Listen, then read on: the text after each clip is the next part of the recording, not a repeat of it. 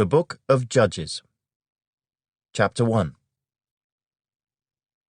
Now after the death of Joshua, it came to pass that the children of Israel asked the Lord, saying, Who shall be first to go up for us against the Canaanites to fight against them? And the Lord said, Judah shall go up. Indeed, I have delivered the land into his hand. So Judah said to Simeon his brother, Come up with me to my allotted territory, that we may fight against the Canaanites, and I will likewise go with you to your allotted territory. And Simeon went with him. Then Judah went up, and the Lord delivered the Canaanites and the Perizzites into their hand. And they killed 10,000 men at Bezek. And they found Adoni-Bezek in Bezek, and fought against him. And they defeated the Canaanites and the Perizzites. Then Adoni-Bezek fled, and they pursued him and caught him and cut off his thumbs and big toes. And Adoni-Bezek said, 70 kings with their thumbs and big toes cut off used to gather scraps under my table. As I have done, so God has repaid me. Then they brought him to Jerusalem, and there he died. Now the children of Judah fought against Jerusalem and took it. They struck it with the edge of the sword and set the city on fire. And afterward the children of Judah went down to fight against the Canaanites who dwelt in the mountains, in the south, and in the lowland. Then Judah went against the Canaanites who dwelt in Hebron. Now the name of Hebron was formerly Kirjath-Arba. And they killed Sheshai, Ahiman, and Talmai. From there they went against the inhabitants of Debir. The name of Debir was formerly Kirjath-Sepher. Then Caleb said, Whoever attacks Kirjath-Sepher and takes it, to him I will give my daughter Achsah as wife. And Othniel, the son of Kenaz, Caleb's younger brother, took it. So he gave him his daughter Achsah as wife. Now it happened, when she came to him, that she urged him to ask her father for a field. And she dismounted from her donkey, and Caleb said to her, What do you wish? So she said to him, Give me a blessing. Since you have given me land in the south, give me also springs of water. And Caleb gave her the upper springs and the lower springs. Now the children of the Kenite, Moses' father-in-law, went up from the city of palms with the children of Judah into the wilderness of Judah, which lies in the south, near Arad. And they went and dwelt among the people. And Judah went with his brother Simeon, and they attacked the Canaanites who inhabited Zephath, and utterly destroyed it. So the name of the city was called Hormah. Also Judah took Gaza with its territory, Ashkelon with its territory, and Ekron with its territory. So the Lord was with Judah. And they drove out the mountaineers, but they could not drive out the inhabitants of the lowland, because they had chariots of iron. And they gave Hebron to Caleb, as Moses had said. Then he expelled from there the 3 sons of Anak. But the children of Benjamin did not drive out the Jebusites who inhabited Jerusalem, so the Jebusites dwell with the children of Benjamin in Jerusalem to this day. And the house of Joseph also went up against Bethel, and the Lord was with them. So the house of Joseph sent men to spy out Bethel. The name of the city was formerly Luz. And when the spies saw a man coming out of the city, they said to him, Please show us the entrance to the city, and we will show you mercy. So he showed them the entrance to the city, and they struck the city with the edge of the sword, but they let the man and all his family go.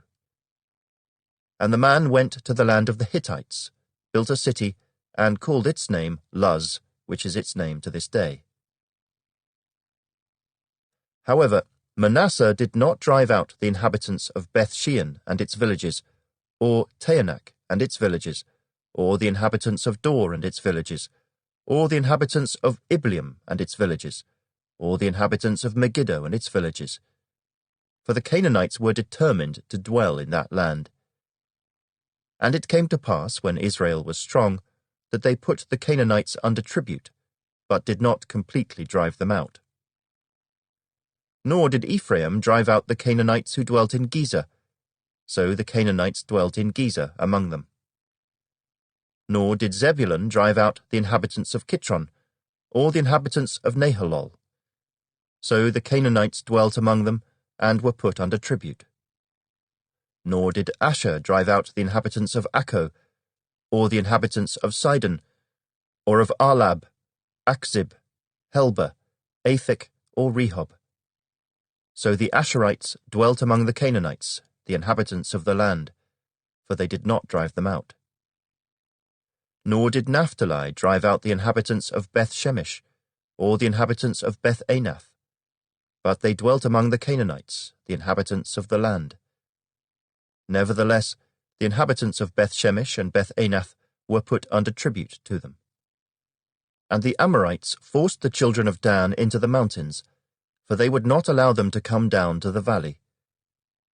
And the Amorites were determined to dwell in Mount Heres, in Ajalon, and in Shaalbim. Yet when the strength of the house of Joseph became greater, they were put under tribute. Now the boundary of the Amorites was from the ascent of Akrabim, from Selah, and upward.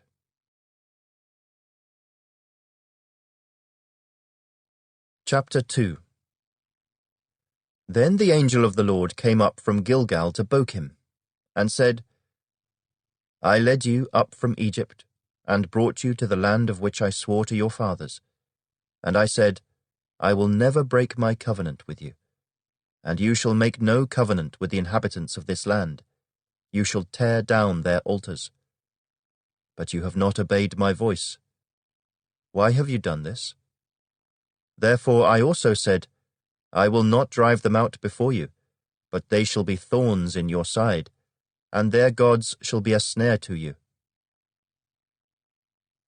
So it was, when the angel of the Lord spoke these words to all the children of Israel, that the people lifted up their voices and wept. Then they called the name of that place Bochim, and they sacrificed there to the Lord. And when Joshua had dismissed the people, the children of Israel went each to his own inheritance to possess the land. So the people served the Lord all the days of Joshua, and all the days of the elders who outlived Joshua, who had seen all the great works of the Lord which he had done for Israel. Now Joshua the son of Nun, the servant of the Lord, died when he was 110 years old, and they buried him within the border of his inheritance at Timnath-Heres, in the mountains of Ephraim, on the north side of Mount Gaash. When all that generation had been gathered to their fathers, another generation arose after them, who did not know the Lord, nor the work which he had done for Israel. Then the children of Israel did evil in the sight of the Lord, and served the Baals.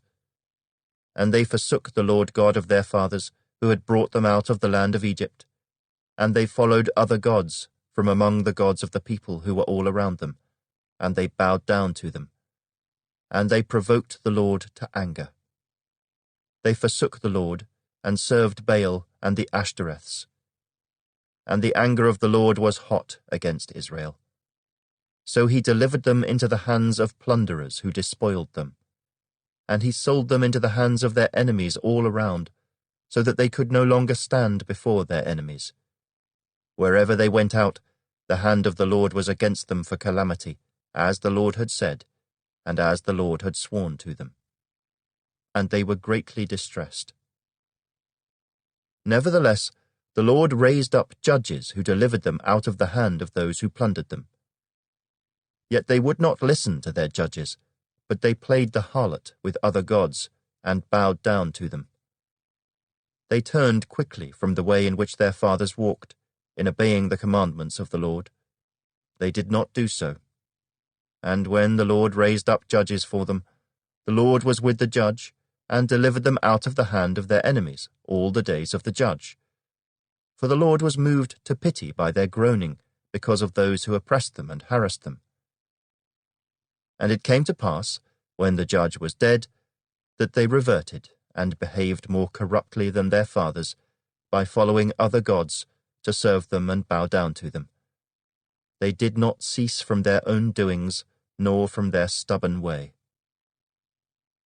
Then the anger of the Lord was hot against Israel, and he said, Because this nation has transgressed my covenant which I commanded their fathers, and has not heeded my voice, I also will no longer drive out before them any of the nations which Joshua left when he died, so that through them I may test Israel, whether they will keep the ways of the Lord, to walk in them as their fathers kept them, or not. Therefore the Lord left those nations, without driving them out immediately, nor did he deliver them into the hand of Joshua.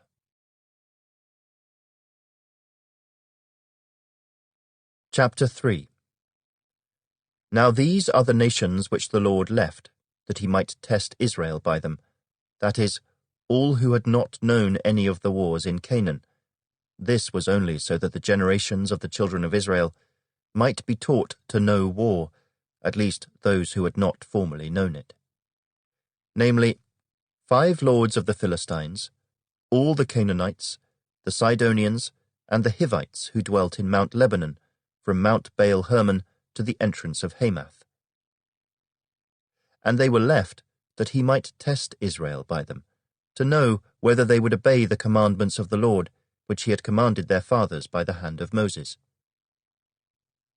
Thus the children of Israel dwelt among the Canaanites, the Hittites, the Amorites, the Perizzites, the Hivites, and the Jebusites.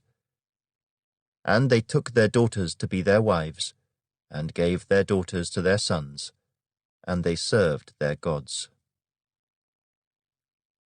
So the children of Israel did evil in the sight of the Lord. They forgot the Lord their God, and served the Baals and Asherahs.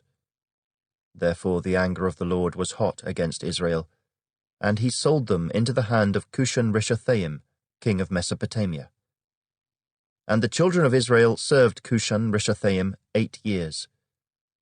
When the children of Israel cried out to the Lord raised up a deliverer for the children of Israel, who delivered them, Othniel the son of Kenaz, Caleb's younger brother. The Spirit of the Lord came upon him, and he judged Israel. He went out to war, and the Lord delivered Cushan-Rishathaim, king of Mesopotamia, into his hand. And his hand prevailed over Cushan-Rishathaim. So the land had rest for 40 years. Then Othniel the son of Kenaz died. And the children of Israel again did evil in the sight of the Lord. So the Lord strengthened Eglon king of Moab against Israel, because they had done evil in the sight of the Lord. Then he gathered to himself the people of Ammon and Amalek, went and defeated Israel, and took possession of the city of palms. So the children of Israel served Eglon king of Moab 18 years. But when the children of Israel cried out to the Lord raised up a deliverer for them, Ehud the son of Gera, the Benjamite, a left-handed man. By him the children of Israel sent tribute to Eglon king of Moab. Now Ehud made himself a dagger. It was double-edged and a cubit in length, and fastened it under his clothes on his right thigh. So he brought the tribute to Eglon king of Moab. Now Eglon was a very fat man.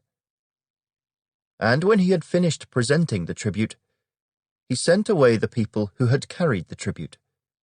But he himself turned back from the stone images that were at Gilgal, and said, I have a secret message for you, O king. He said, Keep silence, and all who attended him went out from him. So Ehud came to him. Now he was sitting upstairs in his cool private chamber. Then Ehud said, I have a message from God for you. So he arose from his seat.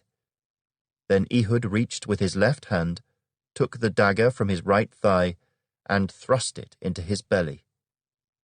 Even the hilt went in after the blade, and the fat closed over the blade, for he did not draw the dagger out of his belly, and his entrails came out. Then Ehud went out through the porch, and shut the doors of the upper room behind him, and locked them. When he had gone out, Eglon's servants came to look, and to their surprise, the doors of the upper room were locked. So they said, "He is probably attending to his needs in the cool chamber." So they waited till they were embarrassed, and still he had not opened the doors of the upper room. Therefore they took the key and opened them, and there was their master, fallen dead on the floor. But Ehud had escaped while they delayed, and passed beyond the stone images, and escaped to Seirah.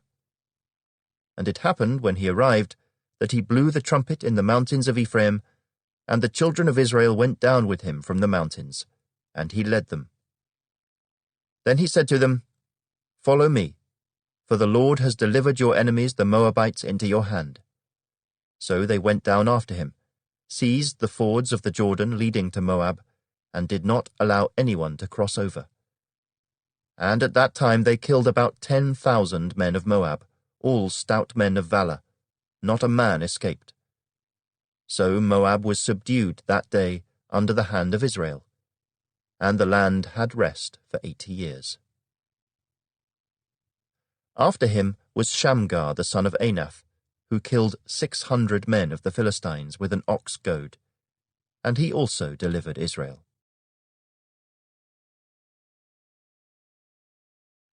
Chapter 4. When Ehud was dead, the children of Israel again did evil in the sight of the Lord. So the Lord sold them into the hand of Jabin king of Canaan, who reigned in Hazor. The commander of his army was Sisera, who dwelt in Harosheth Hagoyim. And the children of Israel cried out to the Lord. For Jabin had 900 chariots of iron, and for 20 years he had harshly oppressed the children of Israel. Now Deborah, a prophetess, the wife of Lapidoth, was judging Israel at that time. And she would sit under the palm tree of Deborah between Ramah and Bethel in the mountains of Ephraim. And the children of Israel came up to her for judgment. Then she sent and called for Barak the son of Abinoam from Kedesh in Naphtali, and said to him, "Has not the Lord God of Israel commanded, Go and deploy troops at Mount Tabor? Take with you 10,000 men of the sons of Naphtali and of the sons of Zebulun.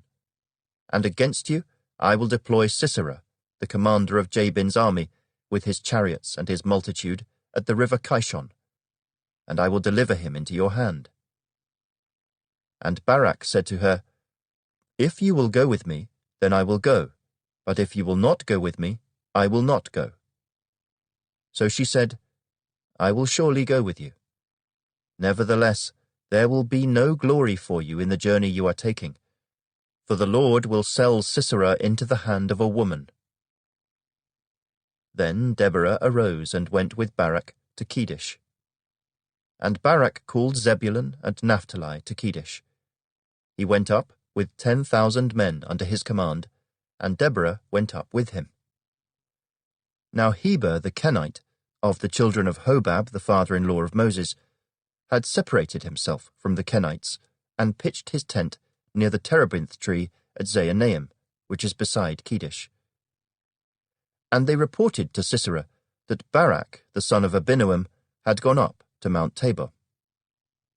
So Sisera gathered together all his chariots, 900 chariots of iron, and all the people who were with him, from Harosheth Hagoyim to the river Kishon. Then Deborah said to Barak, "Up, for this is the day in which the Lord has delivered Sisera into your hand. Has not the Lord gone out before you?" So Barak went down from Mount Tabor with 10,000 men following him. And the Lord routed Sisera, and all his chariots and all his army, with the edge of the sword before Barak. And Sisera alighted from his chariot, and fled away on foot. But Barak pursued the chariots and the army as far as Harosheth Hagoyim, and all the army of Sisera fell by the edge of the sword. Not a man was left. However, Sisera had fled away on foot to the tent of Jael, the wife of Heber the Kenite. For there was peace between Jabin king of Hazor and the house of Heber the Kenite. And Jael went out to meet Sisera, and said to him, "Turn aside, my lord, turn aside to me, do not fear." And when he had turned aside with her into the tent, she covered him with a blanket. Then he said to her, "Please give me a little water to drink, for I am thirsty." So she opened a jug of milk, gave him a drink, and covered him. And he said to her, "Stand at the door of the tent, and if any man comes and inquires of you and says, 'Is there any man here?' you shall say no." Then Jael, Heber's wife, took a tent peg, and took a hammer in her hand, and went softly to him, and drove the peg into his temple, and it went down into the ground, for he was fast asleep and weary. So he died. And then, as Barak pursued Sisera, Jael came out to meet him, and said to him, "Come, I will show you the man whom you seek." And when he went into her tent, there lay Sisera, dead, with the peg in his temple. So on that day God subdued Jabin king of Canaan in the presence of the children of Israel. And the hand of the children of Israel grew stronger and stronger against Jabin king of Canaan, until they had destroyed Jabin king of Canaan.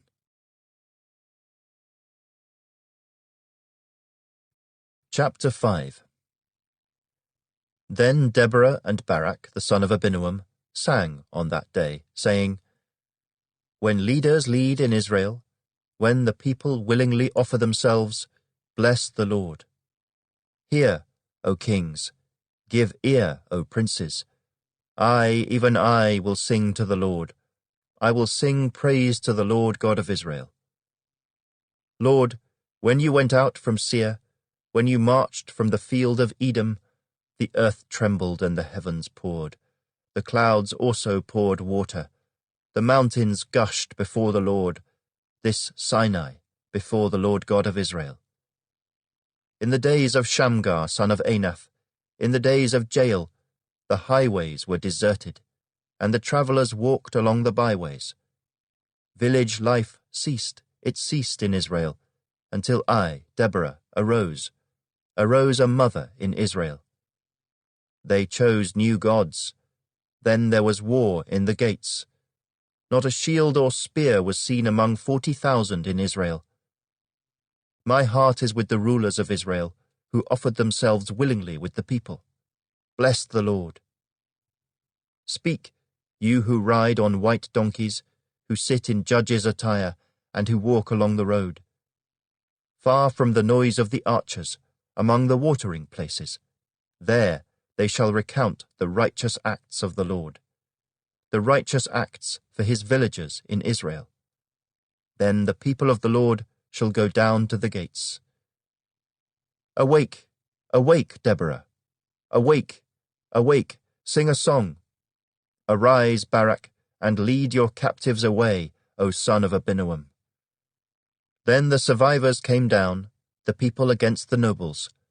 The Lord came down for me against the mighty.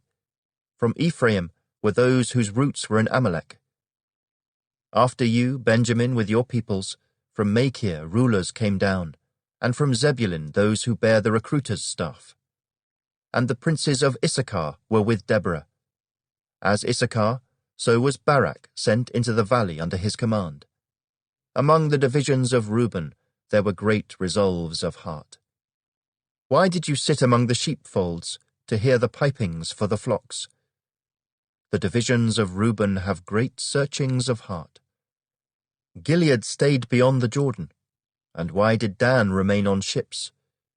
Asher continued at the seashore, and stayed by his inlets. Zebulun is a people who jeopardized their lives to the point of death.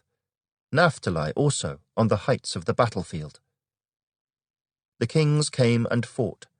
Then the kings of Canaan fought in Taanach by the waters of Megiddo. They took no spoils of silver. They fought from the heavens. The stars from their courses fought against Sisera. The torrent of Kishon swept them away, that ancient torrent, the torrent of Kishon. O my soul, march on in strength. Then the horse's hooves pounded, the galloping of his steeds. "Curse Meroz," said the angel of the Lord. "Curse its inhabitants bitterly, because they did not come to the help of the Lord, to the help of the Lord against the mighty." Most blessed among women is Jael, the wife of Heber the Kenite. Blessed is she among women in tents. He asked for water, she gave milk. She brought out cream in a lordly bowl. She stretched her hand to the tent peg, her right hand to the workman's hammer. She pounded Sisera, she pierced his head, she split and struck through his temple. At her feet he sank, he fell, he lay still. At her feet he sank, he fell. Where he sank, there he fell dead. The mother of Sisera looked through the window and cried out through the lattice, "Why is his chariot so long in coming? Why tarries the clatter of his chariots?" Her wisest ladies answered her. Yes, she answered herself. Are they not finding and dividing the spoil? To every man a girl or two. For Sisera, plunder of dyed garments, plunder of garments embroidered and dyed, 2 pieces of dyed embroidery for the neck of the looter. Thus let all your enemies perish, O Lord. But let those who love him be like the sun, when it comes out in full strength. So the land had rest for 40 years.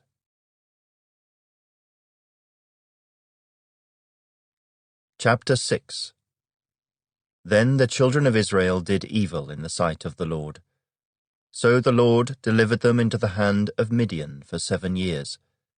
And the hand of Midian prevailed against Israel. Because of the Midianites, the children of Israel made for themselves the dens, the caves, and the strongholds which are in the mountains. So it was, whenever Israel had sown, Midianites would come up. Also Amalekites and the people of the east would come up against them. Then they would encamp against them and destroy the produce of the earth as far as Gaza, and leave no sustenance for Israel, neither sheep, nor ox, nor donkey. For they would come up with their livestock and their tents, coming in as numerous as locusts. Both they and their camels were without number, and they would enter the land to destroy it. So Israel was greatly impoverished because of the Midianites, and the children of Israel cried out to the Lord. And it came to pass, when the children of Israel cried out to the Lord because of the Midianites, that the Lord sent a prophet to the children of Israel, who said to them, Thus says the Lord God of Israel, I brought you up from Egypt, and brought you out of the house of bondage. And I delivered you out of the hand of the Egyptians, and out of the hand of all who oppressed you, and drove them out before you, and gave you their land. Also I said to you, I am the Lord your God. Do not fear the gods of the Amorites, in whose land you dwell.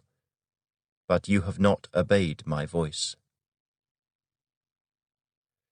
Now the angel of the Lord came and sat under the terebinth tree, which was in Ophrah, which belonged to Joash the Abiezrite, while his son Gideon threshed wheat in the winepress, in order to hide it from the Midianites.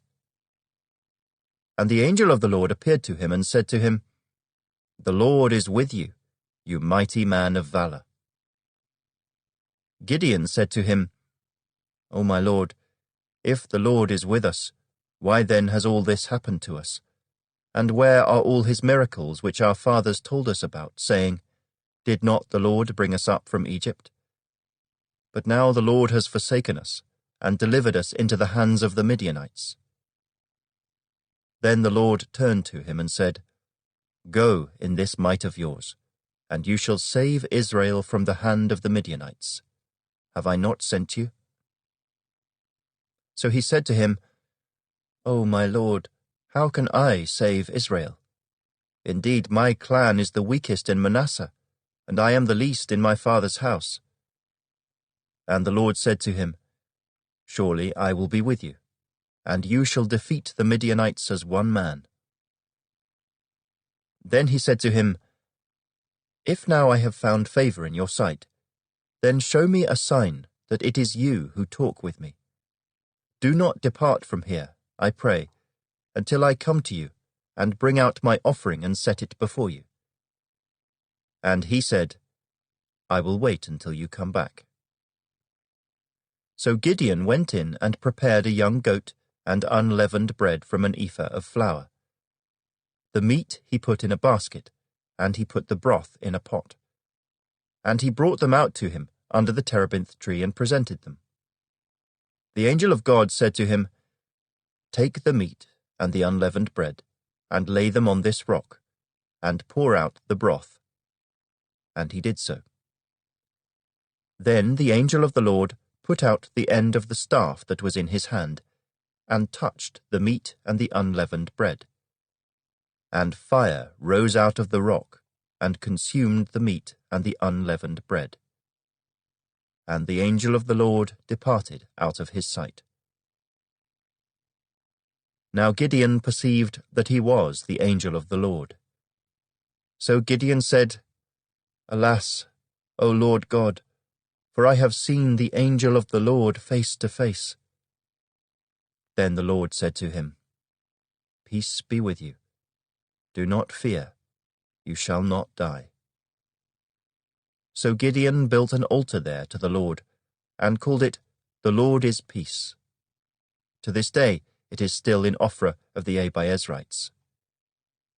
Now it came to pass the same night that the Lord said to him, "Take your father's young bull, the second bull of 7 years old, and tear down the altar of Baal that your father has, and cut down the wooden image that is beside it, and build an altar to the Lord your God on top of this rock in the proper arrangement, and take the second bull and offer a burnt sacrifice with the wood of the image which you shall cut down."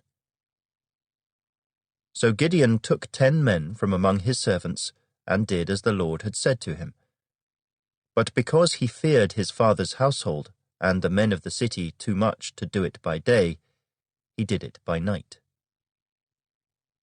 And when the men of the city arose early in the morning, there was the altar of Baal torn down, and the wooden image that was beside it was cut down, and the second bull was being offered on the altar which had been built. So they said to one another, "Who has done this thing?" And when they had inquired and asked, they said, "Gideon the son of Joash has done this thing." Then the men of the city said to Joash, "Bring out your son, that he may die, because he has torn down the altar of Baal, and because he has cut down the wooden image that was beside it." But Joash said to all who stood against him, "Would you plead for Baal? Would you save him? Let the one who would plead for him be put to death by morning.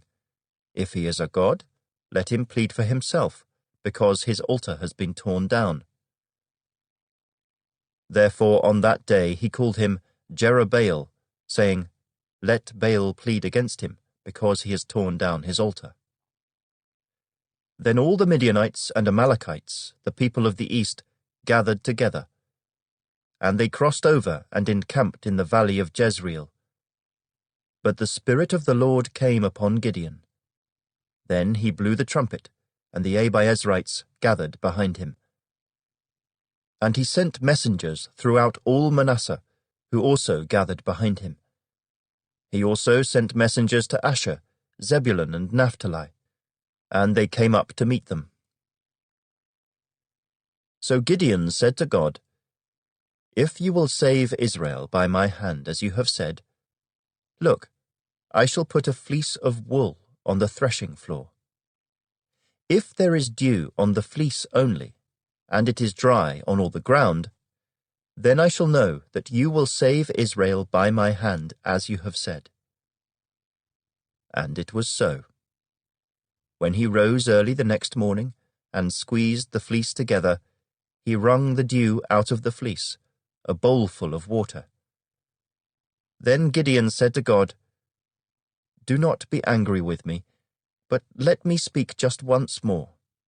Let me test, I pray, just once more with the fleece.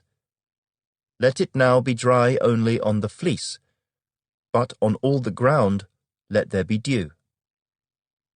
And God did so that night, It was dry on the fleece only, but there was dew on all the ground.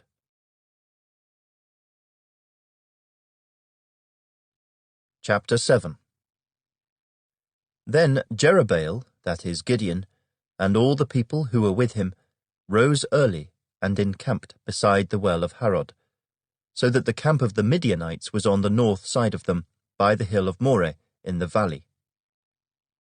And the Lord said to Gideon, "The people who are with you are too many for me to give the Midianites into their hands, lest Israel claim glory for itself against me, saying, 'My own hand has saved me.'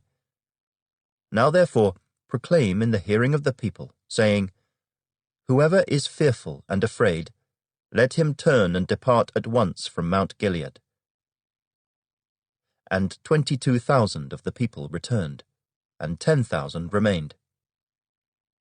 But the Lord said to Gideon, "The people are still too many.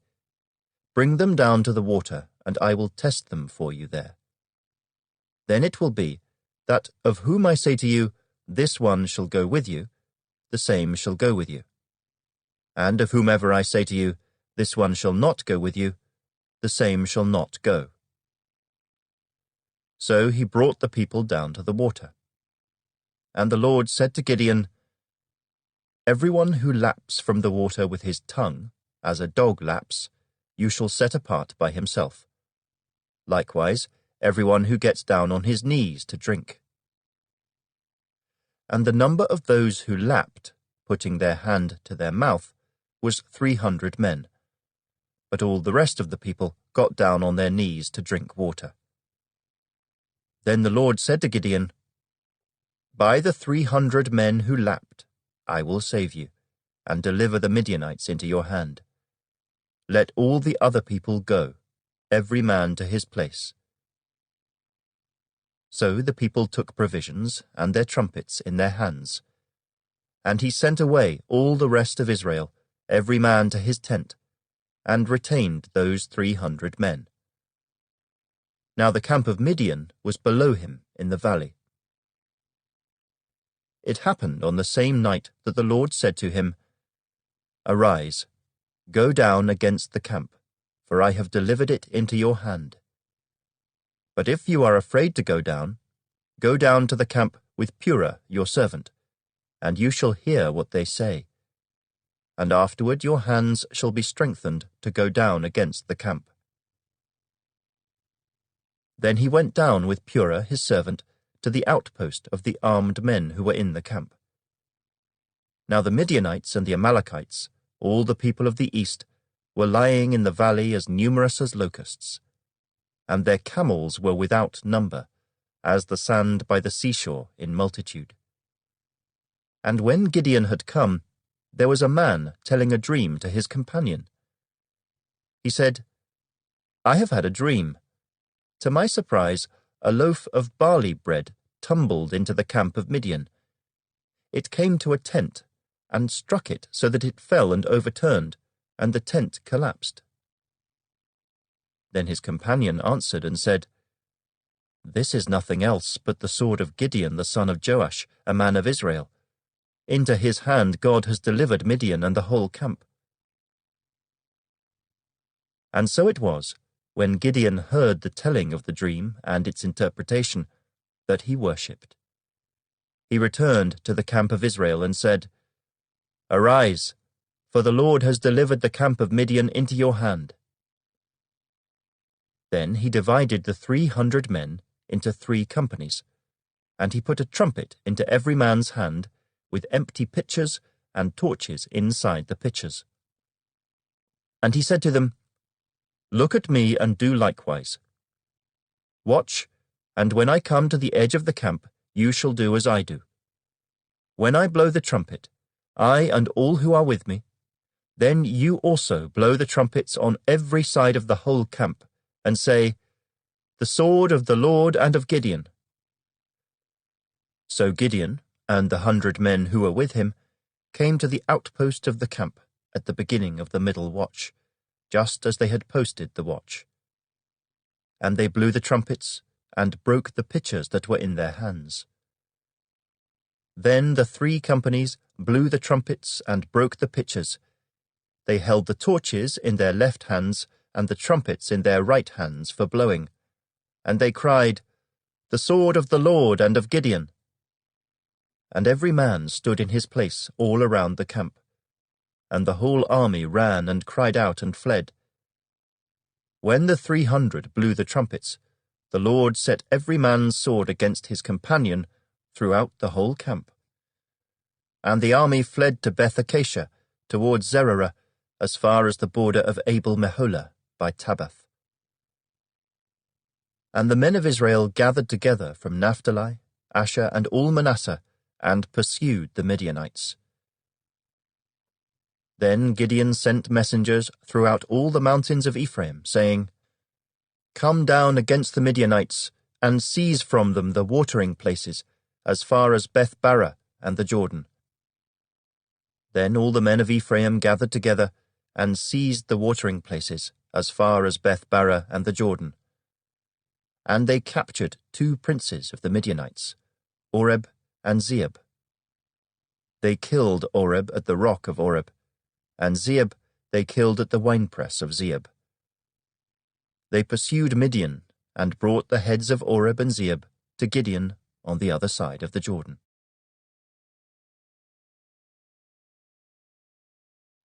Chapter 8. Now the men of Ephraim said to him, "Why have you done this to us, by not calling us when you went to fight with the Midianites?" And they reprimanded him sharply.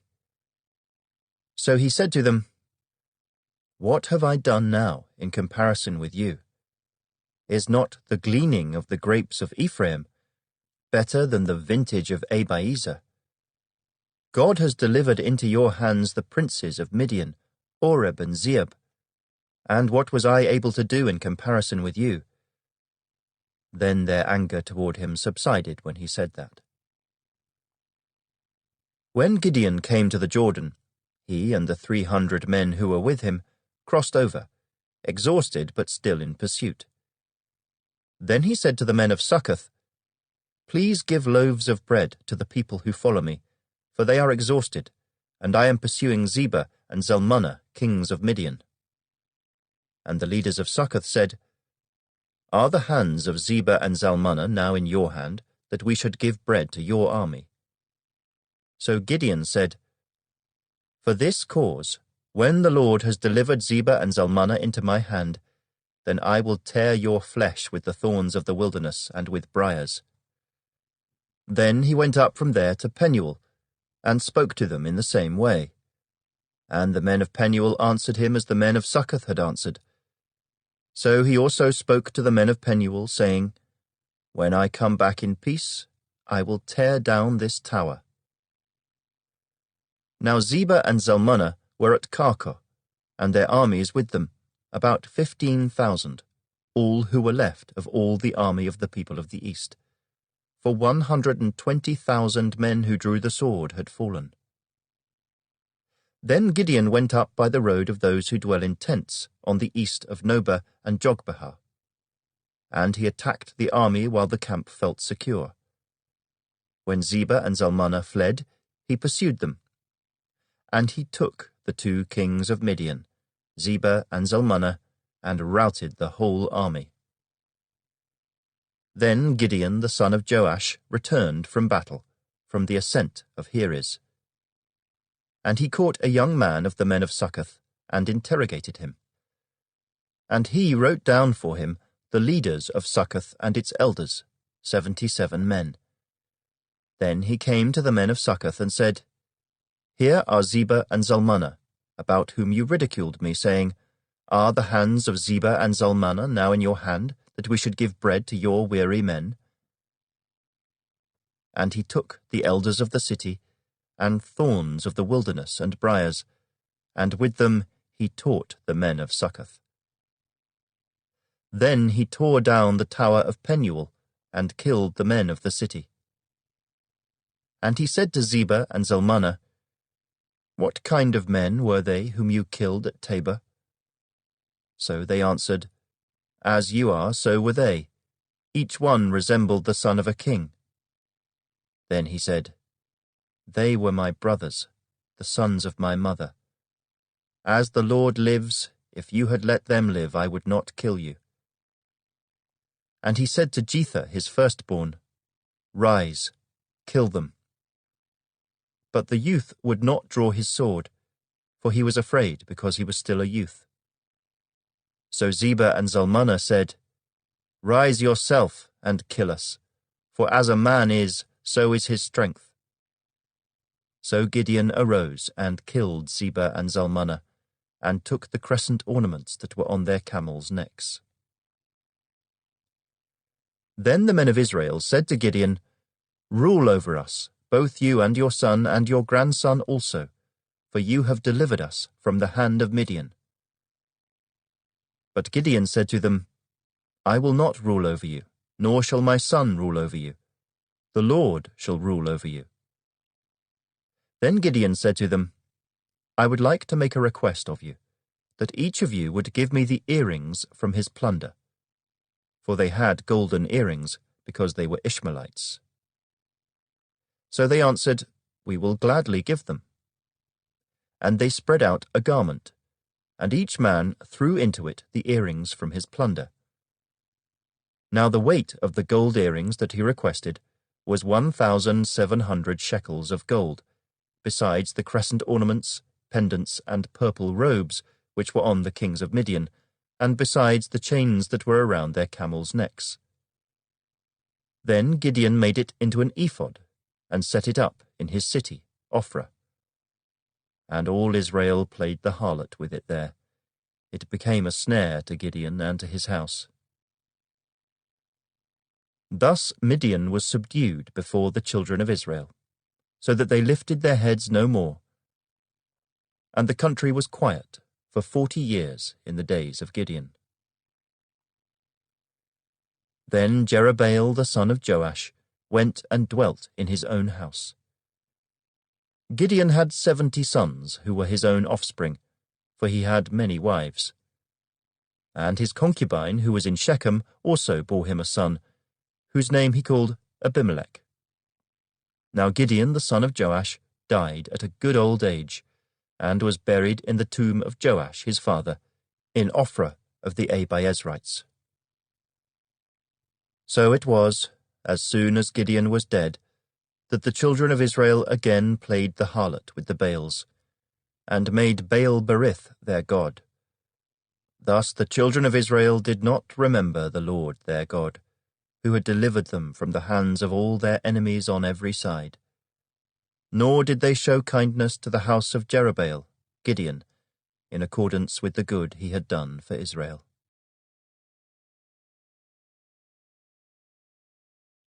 Chapter 9. Then Abimelech, the son of Jerubbaal, went to Shechem, to his mother's brothers, and spoke with them, and with all the family of the house of his mother's father, saying, Please speak in the hearing of all the men of Shechem. Which is better for you, that all 70 of the sons of Jerubbaal reign over you, or that one reign over you? Remember that I am your own flesh and bone. And his mother's brothers spoke all these words concerning him in the hearing of all the men of Shechem. And their heart was inclined to follow Abimelech, for they said, He is our brother. So they gave him 70 shekels of silver from the temple of Baal-berith, with which Abimelech hired worthless and reckless men, and they followed him. Then he went to his father's house at Ophrah, and killed his brothers, the 70 sons of Jerubbaal, on one stone. But Jotham, the youngest son of Jerubbaal, was left, because he hid himself.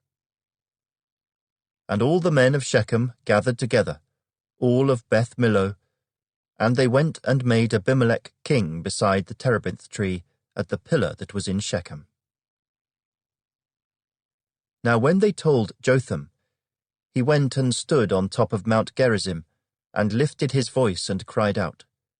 And he said to them, Listen to me, you men of Shechem, that God may listen to you. The trees once went forth to anoint a king over them. And they said to the olive tree, "Reign over us." But the olive tree said to them, "Should I cease giving my oil, with which they honor God and men, and go to sway over trees?" Then the trees said to the fig tree, "You come and reign over us." But the fig tree said to them, "Should I cease my sweetness and my good fruit, and go to sway over trees?" Then the trees said to the vine, "You come and reign over us." But the vine said to them, "Should I cease my new wine, which cheers both God and men, and go to sway over trees?" Then all the trees said to the bramble, "You come and reign over us." And the bramble said to the trees, "If in truth you anoint me as king over you, then come and take shelter in my shade. But if not, let fire come out of the bramble and devour the cedars of Lebanon."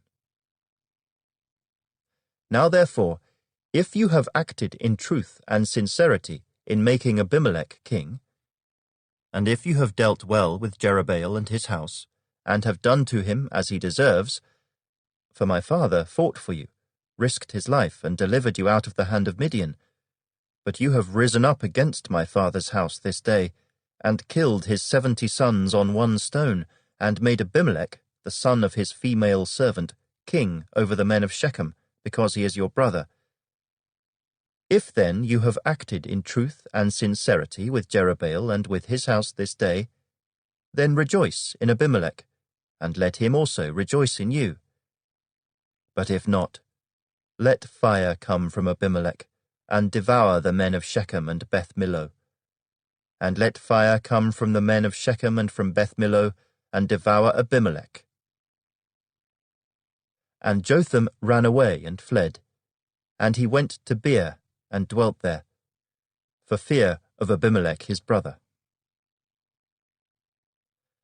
After Abimelech had reigned over Israel 3 years, God sent a spirit of ill will between Abimelech and the men of Shechem. And the men of Shechem dealt treacherously with Abimelech, that the crime done to the 70 sons of Jerubbaal might be settled, and their blood be laid on Abimelech their brother, who killed them, and on the men of Shechem, who aided him in the killing of his brothers. And the men of Shechem set men in ambush against him on the tops of the mountains, and they robbed all who passed by them along that way. And it was told Abimelech. Now Gaal the son of Ebed came with his brothers and went over to Shechem. And the men of Shechem put their confidence in him. So they went out into the fields and gathered grapes from their vineyards and trod them and made merry. And they went into the house of their God and ate and drank and cursed Abimelech. Then Gaal the son of Ebed said, "Who is Abimelech, and who is Shechem that we should serve him? Is he not the son of Jerubbaal, and is not Zebul his officer? Serve the men of Hamor, the father of Shechem. But why should we serve him? If only this people were under my authority, then I would remove Abimelech."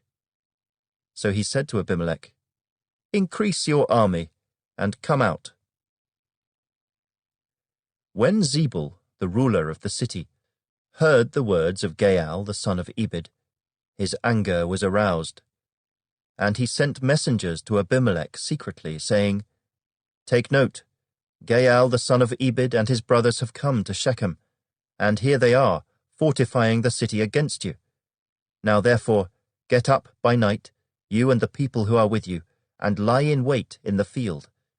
And it shall be, as soon as the sun is up in the morning, that you shall rise early and rush upon the city. And when he and the people who are with him come out against you, you may then do to them as you find opportunity."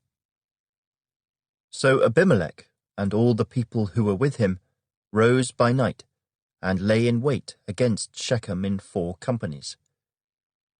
When Gaal the son of Ebed went out and stood in the entrance to the city gate, Abimelech and the people who were with him rose from lying in wait.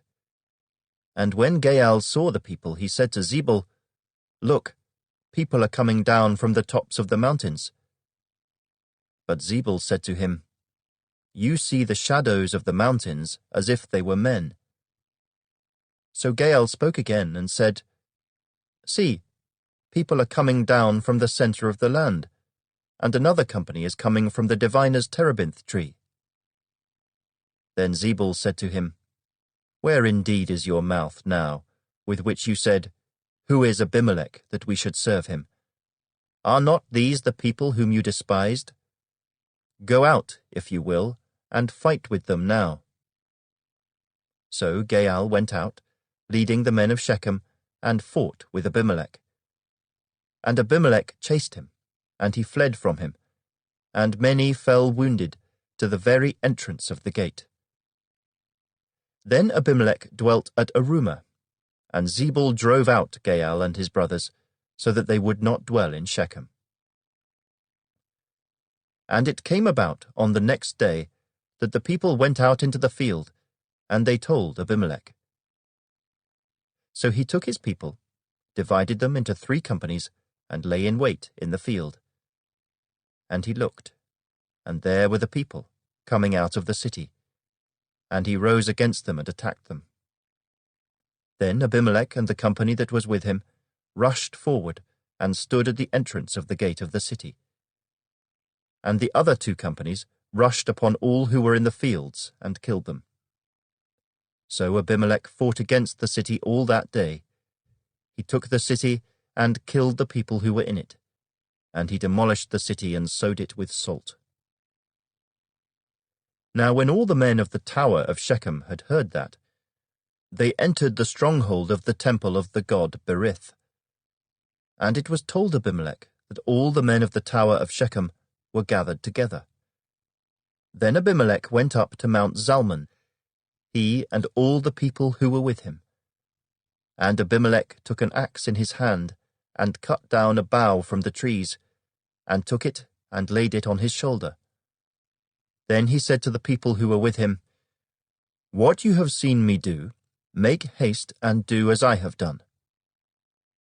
So each of the people likewise cut down his own bough and followed Abimelech, put them against the stronghold, and set the stronghold on fire above them, so that all the people of the tower of Shechem died, about 1,000 men and women.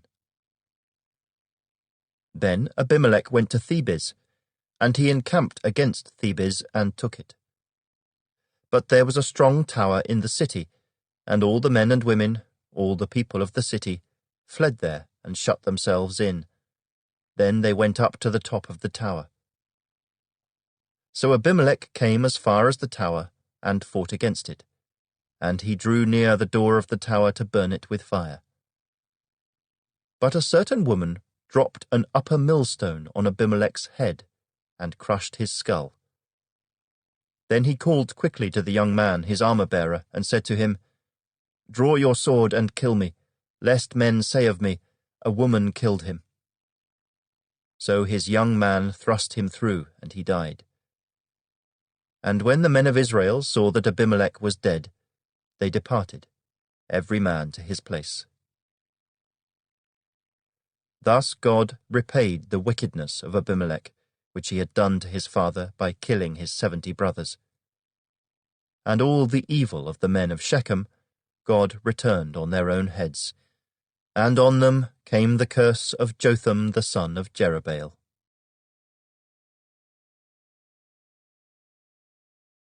Chapter 10.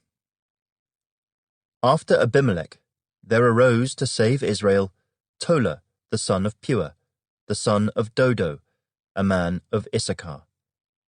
And he dwelt in Shema in the mountains of Ephraim. He judged Israel 23 years, and he died and was buried in Shema. After him arose Jair, a Gileadite, and he judged Israel 22 years. Now he had 30 sons who rode on 30 donkeys. They also had 30 towns, which are called Havoth Jair to this day, which are in the land of Gilead. And Jair died and was buried in Canaan. Then the children of Israel again did evil in the sight of the Lord, and served the Baals and the Ashtoreths, the gods of Syria, the gods of Sidon, the gods of Moab, the gods of the people of Ammon, and the gods of the Philistines. And they forsook the Lord and did not serve him. So the anger of the Lord was hot against Israel, and he sold them into the hands of the Philistines and into the hands of the people of Ammon. From that year they harassed and oppressed the children of Israel for 18 years, all the children of Israel who were on the other side of the Jordan, in the land of the Amorites, in Gilead. Moreover, the people of Ammon crossed over the Jordan to fight against Judah also, against Benjamin, and against the house of Ephraim, so that Israel was severely distressed. And the children of Israel cried out to the Lord, saying, We have sinned against you, because we have both forsaken our God and served the Baals. So the Lord said to the children of Israel, Did I not deliver you from the Egyptians, and from the Amorites, and from the people of Ammon, and from the Philistines? Also the Sidonians and Amalekites and Maonites oppressed you, and you cried out to me, and I delivered you from their hand. Yet you have forsaken me and served other gods. Therefore I will deliver you no more. Go and cry out to the gods which you have chosen. Let them deliver you in your time of distress. And the children of Israel said to the Lord, We have sinned. Do to us whatever seems best to you. Only deliver us this day, we pray.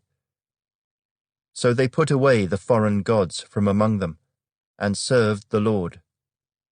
And his soul could no longer endure the misery of Israel. Then the people of Ammon gathered together, and encamped in Gilead. And the children of Israel assembled together, and encamped in Mizpah. And the people, the leaders of Gilead, said to one another, Who is the man who will begin the fight against the people of Ammon? He shall be head over all the inhabitants of Gilead.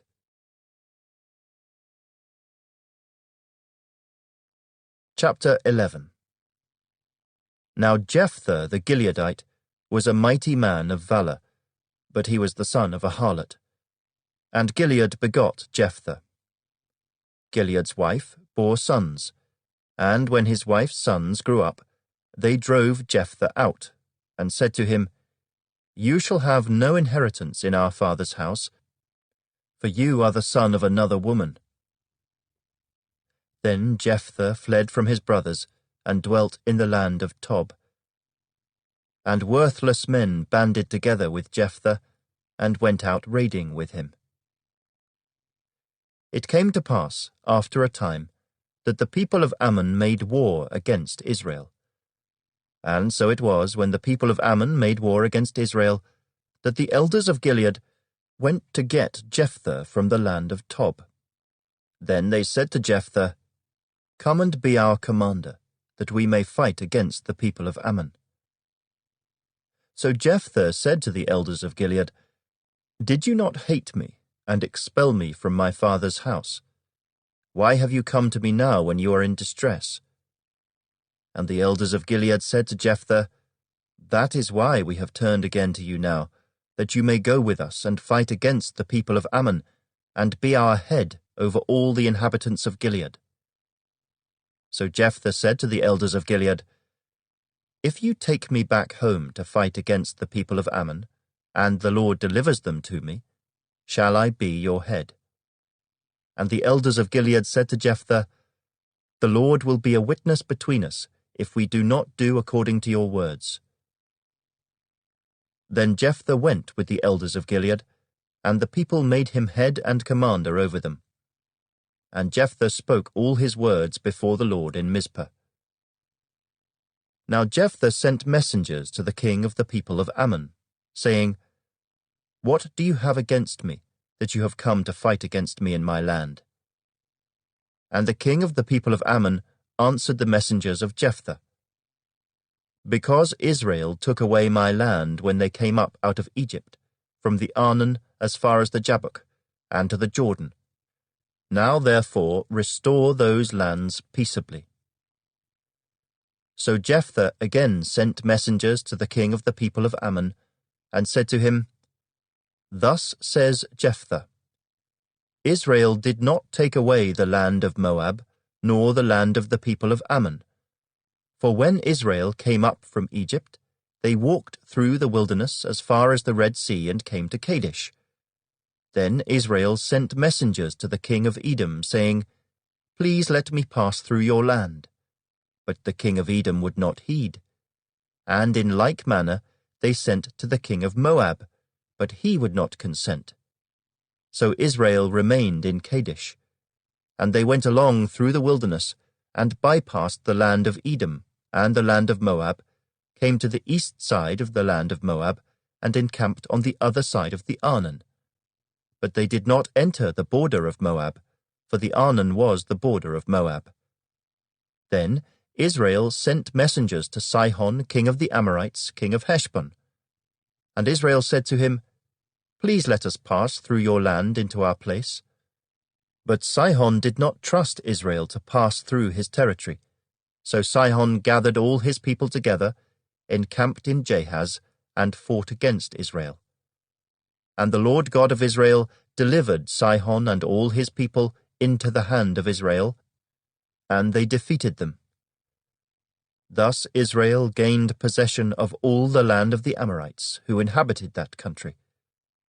They took possession of all the territory of the Amorites, from the Arnon to the Jabbok, and from the wilderness to the Jordan.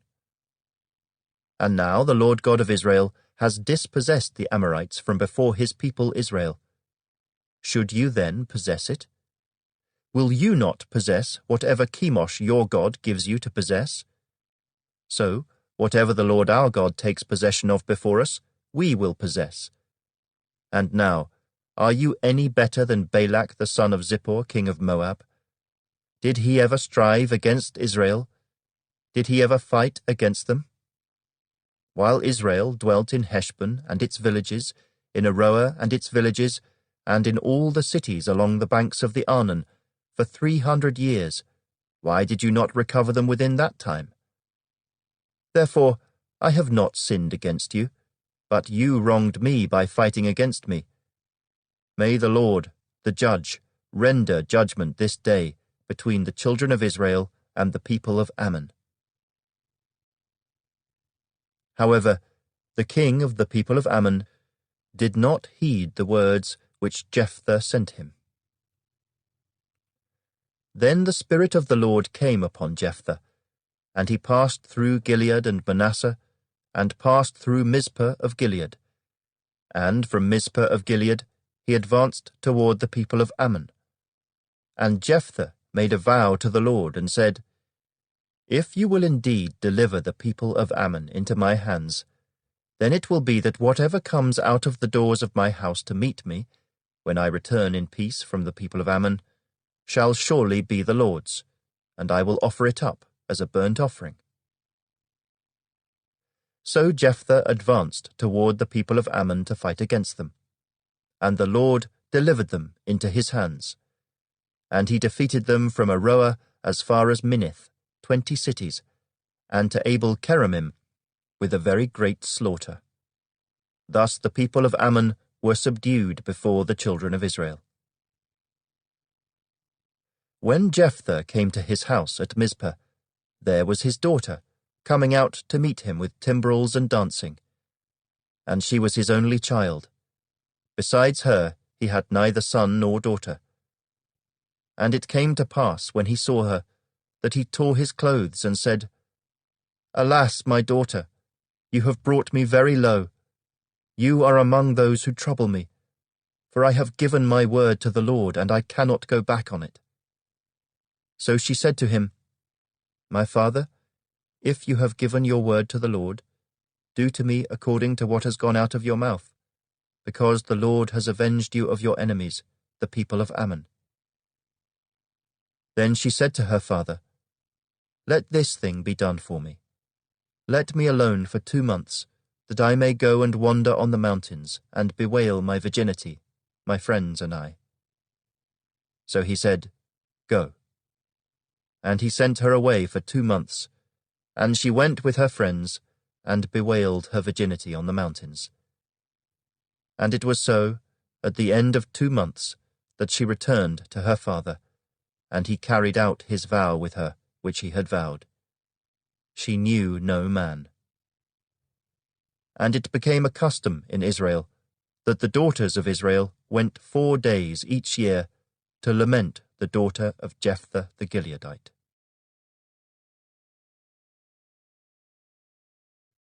Chapter 12. Then the men of Ephraim gathered together, crossed over toward Zaphon, and said to Jephthah, "Why did you cross over to fight against the people of Ammon, and did not call us to go with you? We will burn your house down on you with fire." And Jephthah said to them, "My people and I were in a great struggle with the people of Ammon, and when I called you, you did not deliver me out of their hands. So when I saw that you would not deliver me, I took my life in my hands and crossed over against the people of Ammon. And the Lord delivered them into my hand.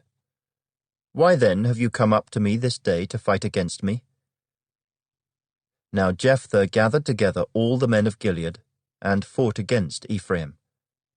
And the men of Gilead defeated Ephraim, because they said, "You Gileadites are fugitives of Ephraim among the Ephraimites and among the Manassites."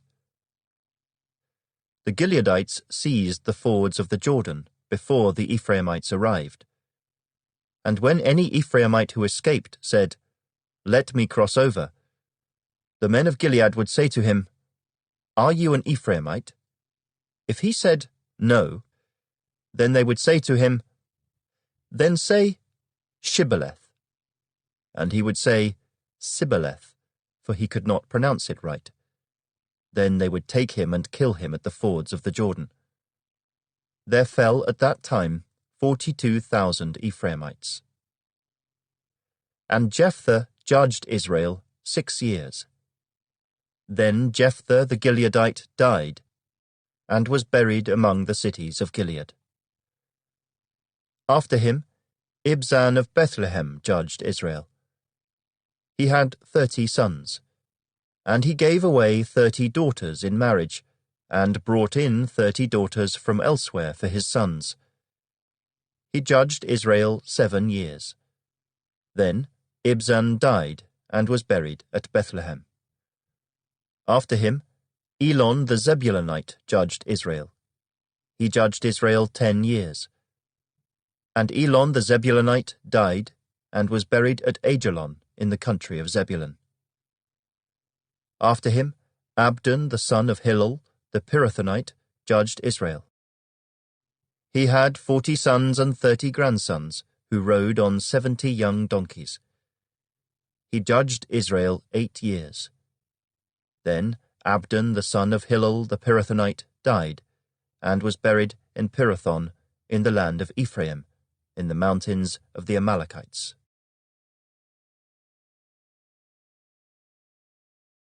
Chapter 13. Again the children of Israel did evil in the sight of the Lord, and the Lord delivered them into the hand of the Philistines for 40 years. Now there was a certain man from Zorah, of the family of the Danites, whose name was Manoah, and his wife was barren and had no children.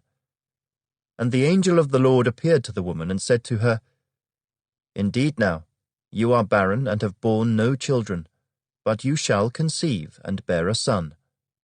Now therefore, please be careful not to drink wine or similar drink, and not to eat anything unclean. For behold, you shall conceive and bear a son. And no razor shall come upon his head, for the child shall be a Nazarite to God from the womb, and he shall begin to deliver Israel out of the hand of the Philistines." So the woman came and told her husband, saying, "A man of God came to me, and his countenance was like the countenance of the angel of God, very awesome. But I did not ask him where he was from, and he did not tell me his name. And he said to me, Behold, you shall conceive and bear a son. Now drink no wine or similar drink, nor eat anything unclean, for the child shall be a Nazarite to God from the womb to the day of his death. Then Manoah prayed to the Lord and said, O my Lord, please let the man of God whom you sent come to us again, and teach us what we shall do for the child who will be born. And God listened to the voice of Manoah, and the angel of God came to the woman again as she was sitting in the field. But Manoah her husband was not with her.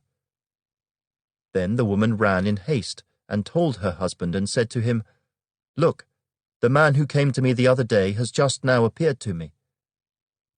So Manoah arose and followed his wife. When he came to the man, he said to him, Are you the man who spoke to this woman? And he said, I am.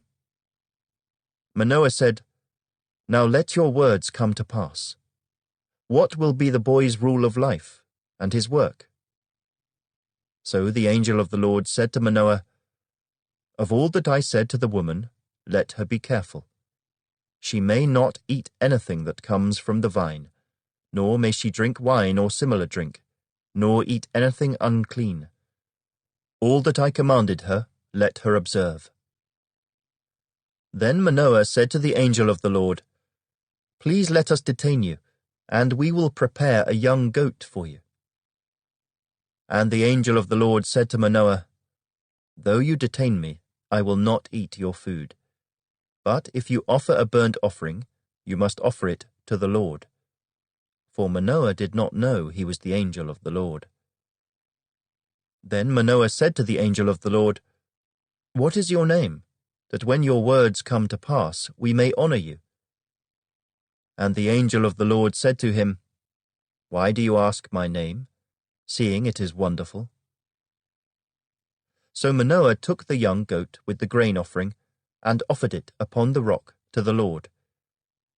And he did a wondrous thing while Manoah and his wife looked on. It happened as the flame went up toward heaven from the altar, the angel of the Lord ascended in the flame of the altar. When Manoah and his wife saw this, they fell on their faces to the ground. When the angel of the Lord appeared no more to Manoah and his wife, then Manoah knew that he was the angel of the Lord. And Manoah said to his wife, We shall surely die, because we have seen God.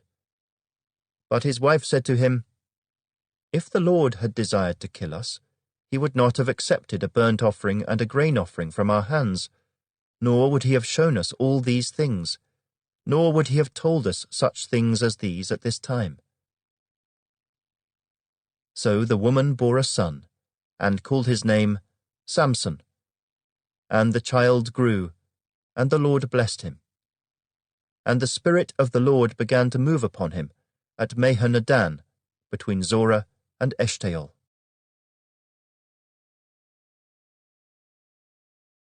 Chapter 14. Now Samson went down to Timnah, and saw a woman in Timnah of the daughters of the Philistines. So he went up and told his father and mother, saying, I have seen a woman in Timnah of the daughters of the Philistines.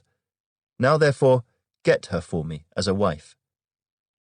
Then his father and mother said to him, Is there no woman among the daughters of your brethren, or among all my people, that you must go and get a wife from the uncircumcised Philistines? And Samson said to his father, Get her for me, for she pleases me well. But his father and mother did not know that it was of the Lord, that he was seeking an occasion to move against the Philistines. For at that time the Philistines had dominion over Israel. So Samson went down to Timnah with his father and mother, and came to the vineyards of Timnah. Now to his surprise, a young lion came roaring against him. And the Spirit of the Lord came mightily upon him, and he tore the lion apart, as one would have torn apart a young goat, though he had nothing in his hand. But he did not tell his father or his mother what he had done. Then he went down and talked with the woman, and she pleased Samson well. After some time, when he returned to get her, he turned aside to see the carcass of the lion. And behold, a swarm of bees and honey were in the carcass of the lion. He took some of it in his hands and went along, eating. When he came to his father and mother, he gave some to them, and they also ate. But he did not tell them that he had taken the honey out of the carcass of the lion. So his father went down to the woman, and Samson gave a feast there, for young men used to do so. And it happened, when they saw him, that they brought 30 companions to be with him. Then Samson said to them, "Let me pose a riddle to you. If you can correctly solve and explain it to me within the 7 days of the feast, then I will give you 30 linen garments and 30 changes of clothing. But if you cannot explain it to me, then you shall give me 30 linen garments and 30 changes of clothing." And they said to him, "Pose your riddle, that we may hear it." So he said to them, "Out of the eater came something to eat, and out of the strong came something sweet." Now for 3 days they could not explain the riddle. But it came to pass on the 7th day that they said to Samson's wife, "Entice your husband, that he may explain the riddle to us, or else we will burn you and your father's house with fire. Have you invited us in order to take what is ours? Is that not so?" Then Samson's wife wept on him and said, "You only hate me. You do not love me. You have posed a riddle to the sons of my people, but you have not explained it to me." And he said to her, "Look, I have not explained it to my father or my mother, so should I explain it to you?" Now she had wept on him the 7 days while their feast lasted, and it happened on the 7th day that he told her, because she pressed him so much. Then she explained the riddle to the sons of her people. So the men of the city said to him on the 7th day before the sun went down, "What is sweeter than honey? And what is stronger than a lion?" And he said to them, "If you had not ploughed with my heifer, you would not have solved my riddle." Then the Spirit of the Lord came upon him mightily, and he went down to Ashkelon and killed 30 of their men, took their apparel, and gave the changes of clothing to those who had explained the riddle. So his anger was aroused, and he went back up to his father's house. And Samson's wife was given to his companion, who had been his best man.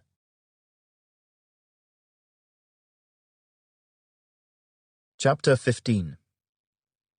After a while, in the time of wheat harvest, it happened that Samson visited his wife with a young goat. And he said, "Let me go into my wife, into her room." But her father would not permit him to go in. Her father said, "I really thought that you thoroughly hated her. Therefore I gave her to your companion. Is not her younger sister better than she? Please take her instead." And Samson said to them, "This time I shall be blameless regarding the Philistines if I harm them." Then Samson went and caught 300 foxes, and he took torches, turned the foxes tail to tail, and put a torch between each pair of tails. When he had set the torches on fire, he let the foxes go into the standing grain of the Philistines, and burned up both the shocks and the standing grain, as well as the vineyards and olive groves. Then the Philistines said, "Who has done this?" And they answered, "Samson, the son-in-law of the Timnite, because he has taken his wife and given her to his companion." So the Philistines came up and burned her and her father with fire. Samson said to them, "Since you would do a thing like this, I will surely take revenge on you, and after that I will cease." So he attacked them hip and thigh with a great slaughter. Then he went down and dwelt in the cleft of the rock of Etam. Now the Philistines went up, encamped in Judah, and deployed themselves against Lehi. And the men of Judah said, "Why have you come up against us?" So they answered, "We have come up to arrest Samson, to do to him as he has done to us." Then 3,000 men of Judah went down to the cleft of the rock of Etam, and said to Samson, "Do you not know that the Philistines rule over us? What is this you have done to us?" And he said to them, "As they did to me, so I have done to them." But they said to him, "We have come down to arrest you, that we may deliver you into the hands of the Philistines." Then Samson said to them, "Swear to me that you will not kill me yourselves." So they spoke to him, saying, "No, but we will tie you securely and deliver you into their hand, but we will surely not kill you." And they bound him with 2 new ropes and brought him up from the rock.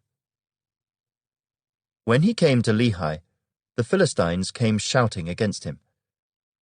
Then the Spirit of the Lord came mightily upon him, and the ropes that were on his arms became like flax that is burned with fire, and his bonds broke loose from his hands.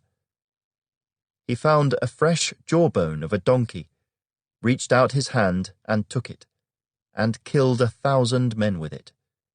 Then Samson said, "With the jawbone of a donkey, heaps upon heaps, with the jawbone of a donkey, I have slain 1,000 men."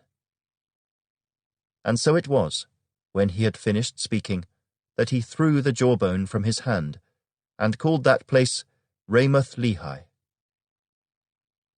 Then he became very thirsty, so he cried out to the Lord and said, "You have given this great deliverance by the hand of your servant, and now shall I die of thirst and fall into the hand of the uncircumcised?" So God split the hollow place that is in Lehi, and water came out, and he drank, and his spirit returned, and he revived. Therefore he called its name En-Hakkore, which is in Lehi to this day. And he judged Israel 20 years in the days of the Philistines.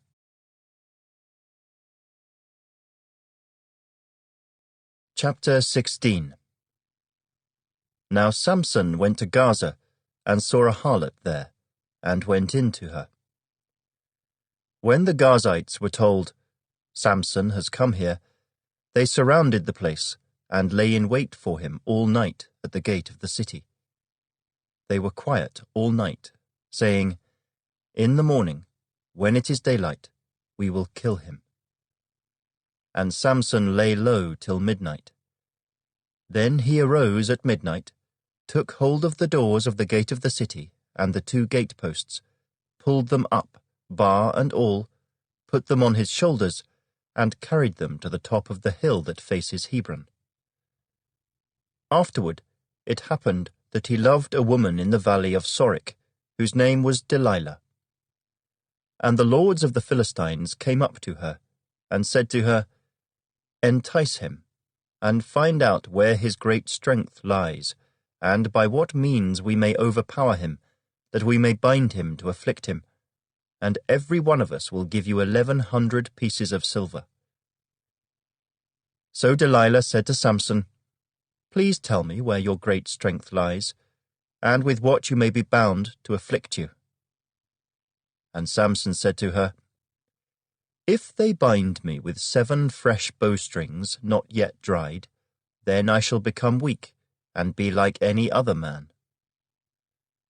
So the lords of the Philistines brought up to her 7 fresh bowstrings not yet dried, and she bound him with them. Now men were lying in wait, staying with her in the room. And she said to him, "The Philistines are upon you, Samson." But he broke the bowstrings as a strand of yarn breaks when it touches fire. So the secret of his strength was not known. Then Delilah said to Samson, "Look, you have mocked me and told me lies. Now please tell me what you may be bound with." So he said to her, "If they bind me securely with new ropes that have never been used, then I shall become weak, and be like any other man." Therefore Delilah took new ropes and bound him with them, and said to him, "The Philistines are upon you, Samson." And men were lying in wait, staying in the room. But he broke them off his arms like a thread. Delilah said to Samson, "Until now you have mocked me and told me lies. Tell me what you may be bound with." And he said to her, "If you weave the 7 locks of my head into the web of the loom." So she wove it tightly with the batten of the loom, and said to him, "The Philistines are upon you, Samson." But he awoke from his sleep, and pulled out the batten and the web from the loom. Then she said to him, "How can you say, 'I love you,' when your heart is not with me? You have mocked me these 3 times, and have not told me where your great strength lies."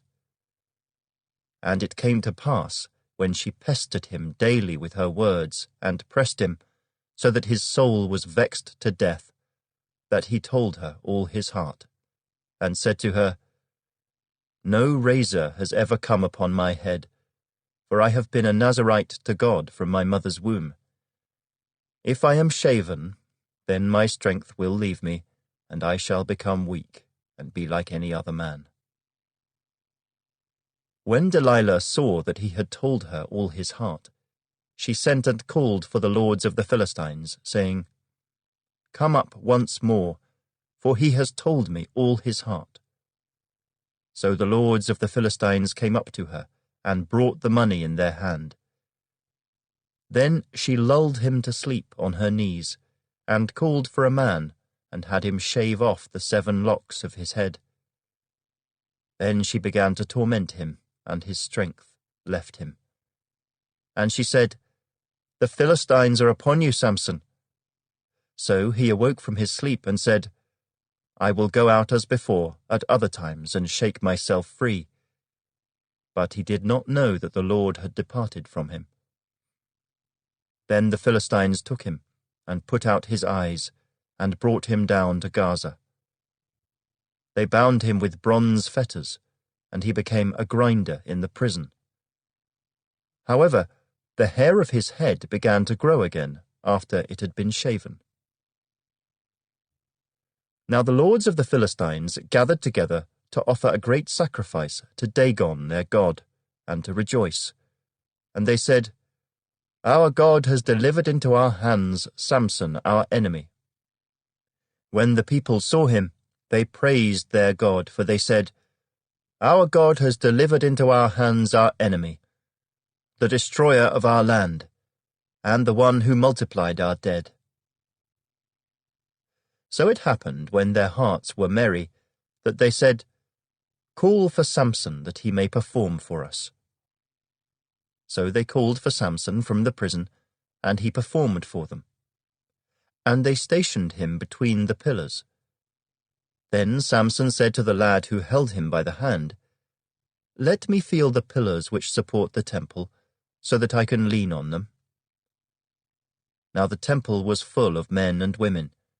All the lords of the Philistines were there, about 3,000 men and women on the roof, watching while Samson performed. Then Samson called to the Lord, saying, "O Lord God, remember me, I pray. Strengthen me, I pray, just this once, O God, that I may with one blow take vengeance on the Philistines for my 2 eyes."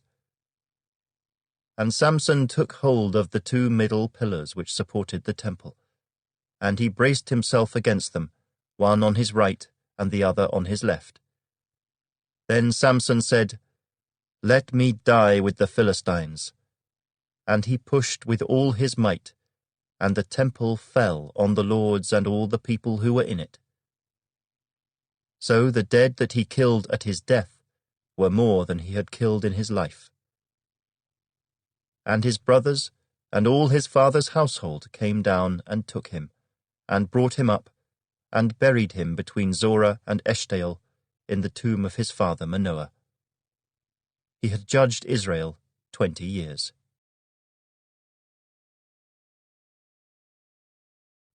Chapter 17.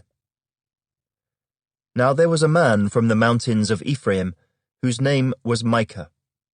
And he said to his mother, "The 1,100 shekels of silver that were taken from you, and on which you put a curse, even saying it in my ears, 'Here is the silver with me,' I took it." And his mother said, "May you be blessed by the Lord, my son." So when he had returned the 1,100 shekels of silver to his mother said, "I had wholly dedicated the silver from my hand to the Lord for my son, to make a carved image and a moulded image. Now therefore I will return it to you." Thus he returned the silver to his mother. Then his mother took 200 shekels of silver and gave them to the silversmith, and he made it into a carved image and a moulded image, and they were in the house of Micah.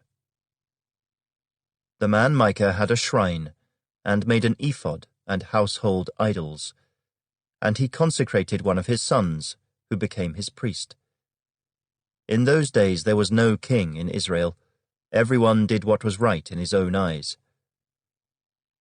Now there was a young man from Bethlehem in Judah, of the family of Judah. He was a Levite, and was staying there. The man departed from the city of Bethlehem in Judah to stay wherever he could find a place. Then he came to the mountains of Ephraim, to the house of Micah, as he journeyed. And Micah said to him, "Where do you come from?" So he said to him, "I am a Levite from Bethlehem in Judah, and I am on my way to find a place to stay." Micah said to him, "Dwell with me, and be a father and a priest to me, and I will give you 10 shekels of silver per year, a suit of clothes, and your sustenance." So the Levite went in. Then the Levite was content to dwell with the man, and the young man became like one of his sons to him. So Micah consecrated the Levite, and the young man became his priest, and lived in the house of Micah. Then Micah said, "Now I know that the Lord will be good to me, since I have a Levite as priest."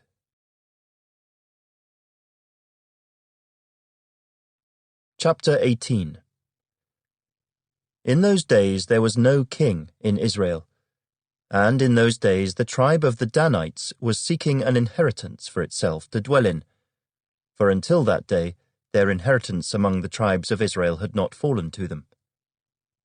So the children of Dan sent 5 men of their family from their territory, men of valor from Zorah and Eshtaol, to spy out the land and search it. They said to them, "Go search the land." So they went to the mountains of Ephraim, to the house of Micah, and lodged there. While they were at the house of Micah, they recognized the voice of the young Levite. They turned aside and said to him, "Who brought you here? What are you doing in this place? What do you have here?" He said to them, "Thus and so Micah did for me. He has hired me, and I have become his priest." So they said to him, "Please inquire of God, that we may know whether the journey on which we go will be prosperous." And the priest said to them, "Go in peace. The presence of the Lord be with you on your way." So the 5 men departed and went to Laish. They saw the people who were there, how they dwelt safely, in the manner of the Sidonians, quiet and secure. There were no rulers in the land who might put them to shame for anything. They were far from the Sidonians, and they had no ties with anyone. Then the spies came back to their brethren at Zorah and Eshtaol, and their brethren said to them, "What is your report?" So they said, "Arise, let us go up against them, for we have seen the land, and indeed it is very good. Would you do nothing? Do not hesitate to go, and enter to possess the land. When you go, you will come to a secure people and a large land, for God has given it into your hands, a place where there is no lack of anything that is on the earth." And 600 men of the family of the Danites went from there, from Zorah and Eshtaol, armed with weapons of war. Then they went up and encamped at Kirjath-jearim in Judah. Therefore they call that place Mahaneh Dan to this day. There it is, west of Kirjath-jearim. And they passed from there to the mountains of Ephraim, and came to the house of Micah. Then the 5 men who had gone to spy out the country of Laish answered and said to their brethren, Do you know that there are in these houses an ephod, household idols, a carved image, and a moulded image? Now therefore, consider what you should do. So they turned aside there, and came to the house of the young Levite man, to the house of Micah, and greeted him. The 600 men, armed with their weapons of war, who were of the children of Dan, stood by the entrance of the gate. Then the 5 men who had gone to spy out the land went up. Entering there, they took the carved image, the ephod, the household idols, and the moulded image. The priest stood at the entrance of the gate with the 600 men who were armed with weapons of war. When these went into Micah's house and took the carved image, the ephod, the household idols, and the moulded image, the priest said to them, What are you doing? And they said to him, Be quiet, put your hand over your mouth, and come with us. Be a father and a priest to us. Is it better for you to be a priest to the household of one man, or that you be a priest to a tribe and a family in Israel? So the priest's heart was glad, and he took the ephod, the household idols, and the carved image, and took his place among the people. Then they turned and departed, and put the little ones, the livestock, and the goods in front of them. When they were a good way from the house of Micah, the men who were in the houses near Micah's house gathered together and overtook the children of Dan. And they called out to the children of Dan. So they turned around and said to Micah, What ails you that you have gathered such a company? So he said, You have taken away my gods which I made, and the priest, and you have gone away. Now what more do I have? How can you say to me, What ails you? And the children of Dan said to him, Do not let your voice be heard among us, lest angry men fall upon you, and you lose your life with the lives of your household. Then the children of Dan went their way. And when Micah saw that they were too strong for him, he turned and went back to his house. So they took the things Micah had made, and the priest who had belonged to him, and went to Laish, to a people quiet and secure. And they struck them with the edge of the sword and burned the city with fire. There was no deliverer, because it was far from Sidon, and they had no ties with anyone. It was in the valley that belongs to Beth Rehob. So they rebuilt the city and dwelt there. And they called the name of the city Dan, after the name of Dan their father, who was born to Israel. However, the name of the city formerly was Laish. Then the children of Dan set up for themselves the carved image. And Jonathan the son of Gershom the son of Manasseh, and his sons, were priests to the tribe of Dan, until the day of the captivity of the land. So they set up for themselves Micah's carved image which he made, all the time that the house of God was in Shiloh.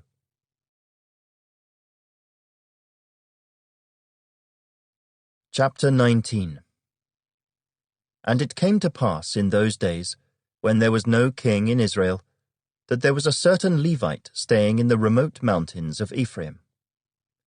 He took for himself a concubine from Bethlehem in Judah. But his concubine played the harlot against him, and went away from him to her father's house at Bethlehem in Judah, and was there 4 whole months. Then her husband arose and went after her, to speak kindly to her, and bring her back, having his servant and a couple of donkeys with him.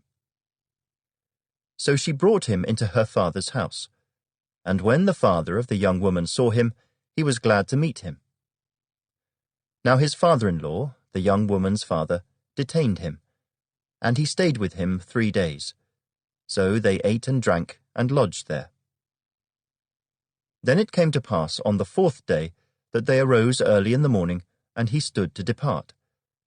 But the young woman's father said to his son-in-law, Refresh your heart with a morsel of bread, and afterward go your way." So they sat down, and the two of them ate and drank together. Then the young woman's father said to the man, "Please be content to stay all night, and let your heart be merry." And when the man stood to depart, his father-in-law urged him, so he lodged there again. Then he arose early in the morning on the 5th day to depart. But the young woman's father said, "Please refresh your heart." So they delayed until afternoon, and both of them ate. And when the man stood to depart, he and his concubine and his servant, his father-in-law, the young woman's father, said to him, "Look, the day is now drawing toward evening. Please spend the night. See, the day is coming to an end. Lodge here, that your heart may be merry. Tomorrow go your way early, so that you may get home." However, the man was not willing to spend that night. So he rose and departed, and came opposite Jebus, that is, Jerusalem. With him were the 2 saddled donkeys. His concubine was also with him. They were near Jebus, and the day was far spent. And the servant said to his master, "Come, please, and let us turn aside into this city of the Jebusites, and lodge in it." But his master said to him, "We will not turn aside here into a city of foreigners who are not of the children of Israel. We will go on to Gibeah." So he said to his servant, "Come, let us draw near to one of these places, and spend the night in Gibeah or in Ramah." And they passed by and went their way. And the sun went down on them near Gibeah, which belongs to Benjamin. They turned aside there to go in to lodge in Gibeah. And when he went in, he sat down in the open square of the city, for no one would take them into his house to spend the night. Just then, an old man came in from his work in the field at evening, who was also from the mountains of Ephraim.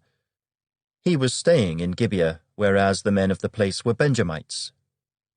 And when he raised his eyes, he saw the traveller in the open square of the city.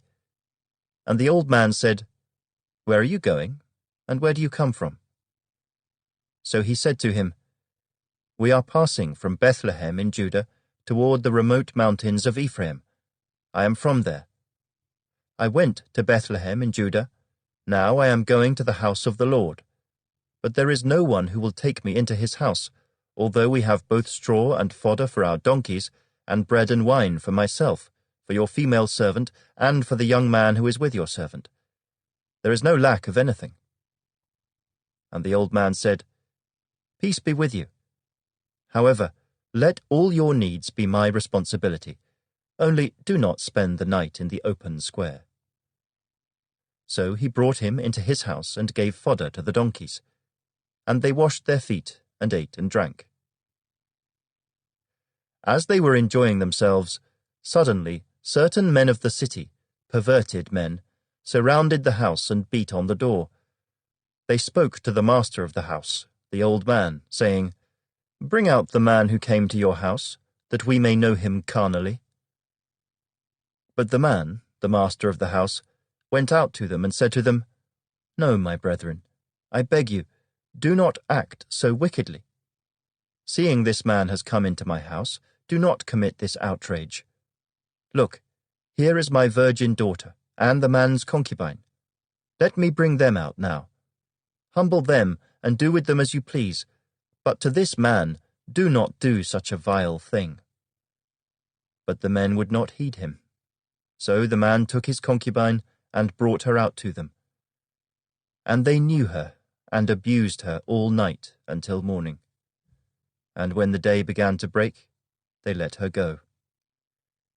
Then the woman came as the day was dawning, and fell down at the door of the man's house, where her master was, till it was light. When her master arose in the morning, and opened the doors of the house, and went out to go his way, there was his concubine, fallen at the door of the house, with her hands on the threshold. And he said to her, "Get up, and let us be going." But there was no answer. So the man lifted her onto the donkey, and the man got up and went to his place. When he entered his house, he took a knife, laid hold of his concubine, and divided her into 12 pieces, limb by limb, and sent her throughout all the territory of Israel. And so it was that all who saw it said, "No such deed has been done or seen from the day that the children of Israel came up from the land of Egypt until this day. Consider it, confer, and speak up."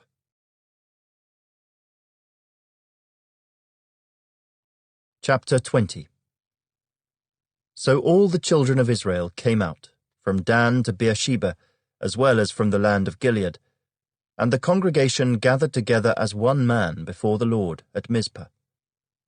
And the leaders of all the people, all the tribes of Israel, presented themselves in the assembly of the people of God, 400,000 foot soldiers who drew the sword. Now the children of Benjamin heard that the children of Israel had gone up to Mizpah. Then the children of Israel said, "Tell us, how did this wicked deed happen?"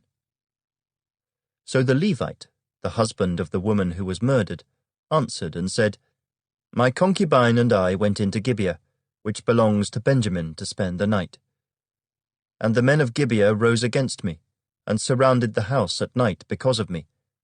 They intended to kill me, but instead they ravished my concubine so that she died. So I took hold of my concubine, cut her in pieces, and sent her throughout all the territory of the inheritance of Israel, because they committed lewdness and outrage in Israel. Look, all of you are children of Israel. Give your advice and counsel here and now." So all the people arose as one man, saying, "None of us will go to his tent, nor will any turn back to his house. But now this is the thing which we will do to Gibeah. We will go up against it by lot. We will take 10 men out of every 100 throughout all the tribes of Israel, 100 out of every 1,000, and 1,000 out of every 10,000, to make provisions for the people, that when they come to Gibeah in Benjamin, they may repay all the vileness that they have done in Israel." So all the men of Israel were gathered against the city, united together as one man. Then the tribes of Israel sent men through all the tribe of Benjamin, saying, "What is this wickedness that has occurred among you? Now therefore deliver up the men, the perverted men who are in Gibeah, that we may put them to death and remove the evil from Israel." But the children of Benjamin would not listen to the voice of their brethren, the children of Israel. Instead, the children of Benjamin gathered together from their cities to Gibeah to go to battle against the children of Israel. And from their cities at that time, the children of Benjamin numbered 26,000 men who drew the sword, besides the inhabitants of Gibeah, who numbered 700 select men. Among all this people were 700 select men who were left-handed. Every one could sling a stone at a hair's breadth and not miss. Now besides Benjamin, the men of Israel numbered 400,000 men who drew the sword. All of these were men of war. Then the children of Israel arose and went up to the house of God to inquire of God. They said, "Which of us shall go up first to battle against the children of Benjamin?" The Lord said, "Judah first." So the children of Israel rose in the morning and encamped against Gibeah. And the men of Israel went out to battle against Benjamin, and the men of Israel put themselves in battle array to fight against them at Gibeah. Then the children of Benjamin came out of Gibeah, and on that day cut down to the ground 22,000 men of the Israelites. And the people, that is, the men of Israel, encouraged themselves and again formed the battle line at the place where they had put themselves in array on the first day. Then the children of Israel went up and wept before the Lord until evening, and asked counsel of the Lord, saying, "Shall I again draw near for battle against the children of my brother Benjamin?" And the Lord said, "Go up against him." So the children of Israel approached the children of Benjamin on the second day. And Benjamin went out against them from Gibeah on the second day, and cut down to the ground 18,000 more of the children of Israel. All these drew the sword. Then all the children of Israel, that is, all the people, went up and came to the house of God and wept. They sat there before the Lord, and fasted that day until evening. And they offered burnt offerings and peace offerings before the Lord. So the children of Israel inquired of the Lord. The ark of the covenant of God was there in those days, and Phinehas the son of Eleazar the son of Aaron stood before it in those days, saying, Shall I yet again go out to battle against the children of my brother Benjamin, or shall I cease? And the Lord said, Go up, for tomorrow I will deliver them into your hand. Then Israel set men in ambush all around Gibeah.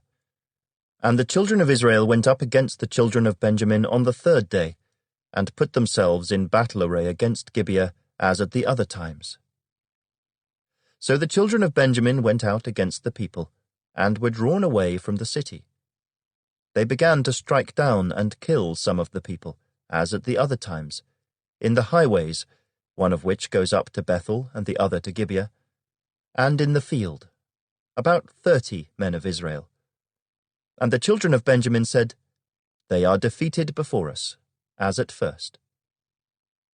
But the children of Israel said, Let us flee and draw them away from the city to the highways. So all the men of Israel rose from their place and put themselves in battle array at Baal-Tamar. Then Israel's men in ambush burst forth from their position in the plain of Geba. And 10,000 select men from all Israel came against Gibeah, and the battle was fierce. But the Benjamites did not know that disaster was upon them. The Lord defeated Benjamin before Israel, and the children of Israel destroyed that day 25,100 Benjamites. All these drew the sword. So the children of Benjamin saw that they were defeated. The men of Israel had given ground to the Benjamites, because they relied on the men in ambush whom they had set against Gibeah. And the men in ambush quickly rushed upon Gibeah.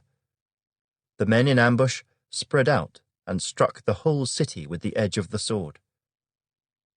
Now the appointed signal between the men of Israel and the men in ambush was that they would make a great cloud of smoke rise up from the city, whereupon the men of Israel would turn in battle. Now Benjamin had begun to strike and kill about 30 of the men of Israel. For they said, Surely they are defeated before us, as in the first battle. But when the cloud began to rise from the city in a column of smoke, the Benjamites looked behind them, and there was the whole city going up in smoke to heaven. And when the men of Israel turned back, the men of Benjamin panicked, for they saw that disaster had come upon them.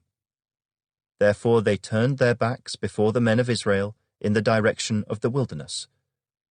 But the battle overtook them, and whoever came out of the cities they destroyed in their midst.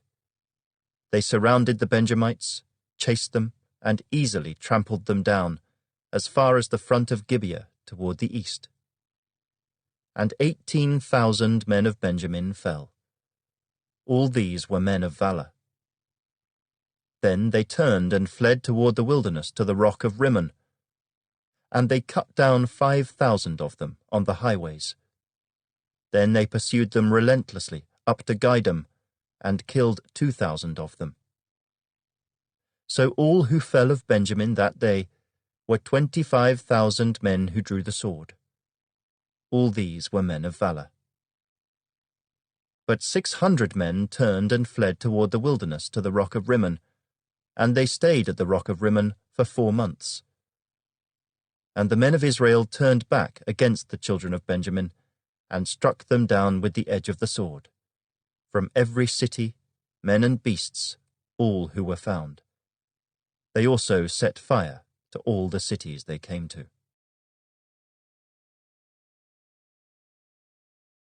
Chapter 21. Now the men of Israel had sworn an oath at Mizpah, saying, None of us shall give his daughter to Benjamin as a wife, Then the people came to the house of God, and remained there before God till evening. They lifted up their voices and wept bitterly, and said, O Lord God of Israel, why has this come to pass in Israel, that today there should be one tribe missing in Israel? So it was, on the next morning, that the people rose early, and built an altar there, and offered burnt offerings and peace offerings. The children of Israel said, Who is there among all the tribes of Israel who did not come up with the assembly to the Lord?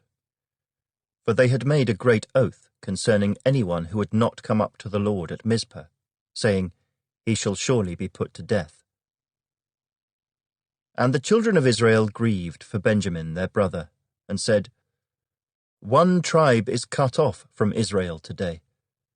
What shall we do for wives for those who remain, seeing we have sworn by the Lord that we will not give them our daughters as wives?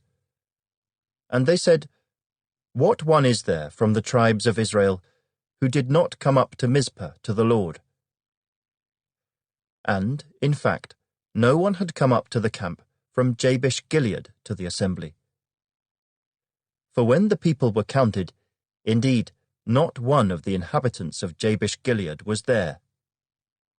So the congregation sent out there 12,000 of their most valiant men, and commanded them, saying, Go and strike the inhabitants of Jabesh-Gilead with the edge of the sword, including the women and children.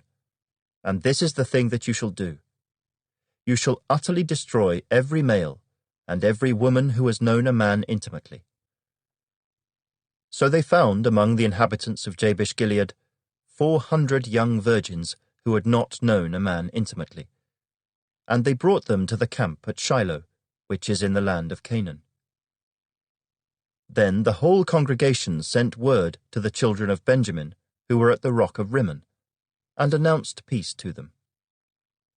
So Benjamin came back at that time, and they gave them the women whom they had saved alive of the women of Jabesh-Gilead. And yet they had not found enough for them. And the people grieved for Benjamin, because the Lord had made a void in the tribes of Israel. Then the elders of the congregation said, What shall we do for wives for those who remain, since the women of Benjamin have been destroyed? And they said, There must be an inheritance for the survivors of Benjamin, that a tribe may not be destroyed from Israel. However, we cannot give them wives from our daughters, for the children of Israel have sworn an oath, saying, Cursed be the one who gives a wife to Benjamin. Then they said, In fact, there is a yearly feast of the Lord in Shiloh, which is north of Bethel, on the east side of the highway that goes up from Bethel to Shechem, and south of Libonah. Therefore they instructed the children of Benjamin, saying, Go, lie in wait in the vineyards, and watch. And just when the daughters of Shiloh come out to perform their dances, then come out from the vineyards, and every man catch a wife for himself from the daughters of Shiloh. Then go to the land of Benjamin. Then it shall be, when their fathers or their brothers come to us to complain, that we will say to them, Be kind to them for our sakes, because we did not take a wife for any of them in the war. For it is not as though you have given the women to them at this time, making yourselves guilty of your oath. And the children of Benjamin did so. They took enough wives for their number from those who danced, whom they caught. Then they went and returned to their inheritance, and they rebuilt the cities and dwelt in them. So the children of Israel departed from there at that time, every man to his tribe and family. They went out from there, every man to his inheritance. In those days there was no king in Israel. Everyone did what was right in his own eyes.